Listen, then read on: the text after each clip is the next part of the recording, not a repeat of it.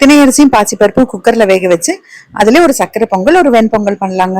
நான் 2 டம்ளர் அளவுக்கு தினை அரிசி நைட்டே ஊற வைக்கிறேன். மில்லட்ஸ் 5 மணி நேரமாவது ஊற வைக்கணுங்கிறாங்க, அதனாலதான் நைட் ஊற வைக்கிறேன். நான் இதை காலையில தான் பண்ண போறேன். காலையில ஓபன் பண்ணிட்டு இந்த ஊறின தினை அரிசியோட 1 டம்ளர் அளவுக்கு பாசிப்பருப்பு சேர்க்கிறேன்.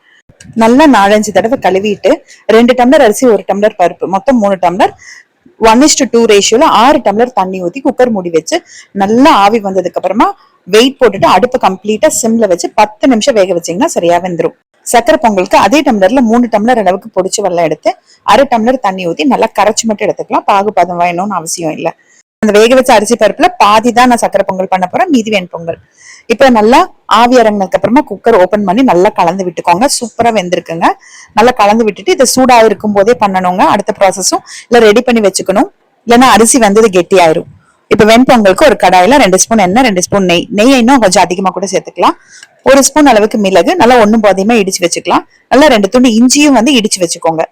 அந்த எண்ணெயும் நெய்யும் சூடானதுன்னு ஒரு கைப்பிடி முந்திரி, இடிச்சு வச்ச இஞ்சி, அதுக்கப்புறமா நம்ம பொடிச்சு வச்சிருக்க மிளகு, சீரகம் 1 ஸ்பூன் சீரகம் சேர்த்துக்கோங்க.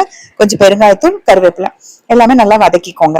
நம்ம குக்கர் சிம்ல 10 நிமிஷம் வச்சு ஆஃப் பண்றோம் இல்லைங்களா? ஆஃப் பண்ணதுக்கு அப்புறமா வெல்லம் கரைச்சிட்டு இந்த மாதிரி வெண்பொங்கலுக்கு வறுத்து வச்சிட்டீங்க அப்படின்னா குக்கர் ஓபன் பண்ணதுமே எடுத்து கலக்கறதுக்கு ஈஸியா இருக்கும். இப்ப நான் 2 கரண்டி அளவுக்கு இந்த வெந்த அரிசி பருப்பு உள்ள சேர்க்கிறேங்க. நான் இன்னைக்கு சக்கரை பொங்கல் அதிகமாகவும் வெண்பொங்கல் கம்மியாவும் செய்யறேன். ஒரு 1/2 ஸ்பூன் அளவுக்கு பொடி உப்பு சேர்த்துட்டு 1 டம்ளர் அளவுக்கு பால் சேர்க்கிறேன். நீங்க 1 டம்ளர் சுடுதண்ணி நல்லா கொதிக்க வச்சு சுடுதண்ணி கூட சேர்த்துக்கலாம். நீ இன்னொரு 1/2 டம்ளர் கூட சேர்த்துக்கலாங்க. 1 ஸ்பூன் அளவுக்கு நெய் ஊத்திட்டு கலந்து விட்டீங்கன்னா வெண்பொங்கல் ரெடி ஆயிருச்சுங்க. இன்னுமே இலக்கமா வேணும்னு நினைச்சீங்கன்னா இன்னொரு 1/2 டம்ளர் சுடுதண்ணி ஊத்தி கூட கலந்துக்கோங்க.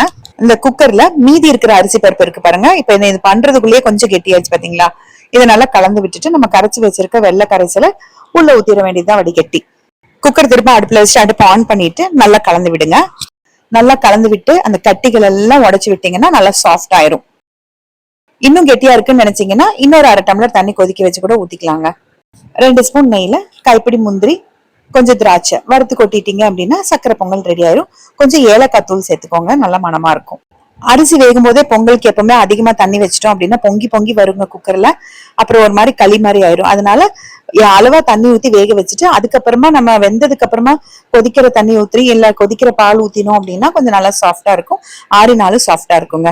திணையில பண்ண மாதிரியே சாமை, குதிரைவாளி, வரகு எந்த மில்லட்ல வேணாலும் பண்ணலாம். நார்மல் பச்சரிசிலையும் இதே மாதிரி பண்ணலாங்க. பொங்கலுக்கு எப்பவுமே தொட்டுக்கிறதுக்கு தேங்காய் சட்னி நல்லா இருக்கும். சாம்பார், புளிக்குழம்பு கூட ரொம்ப நல்லா இருக்கும்.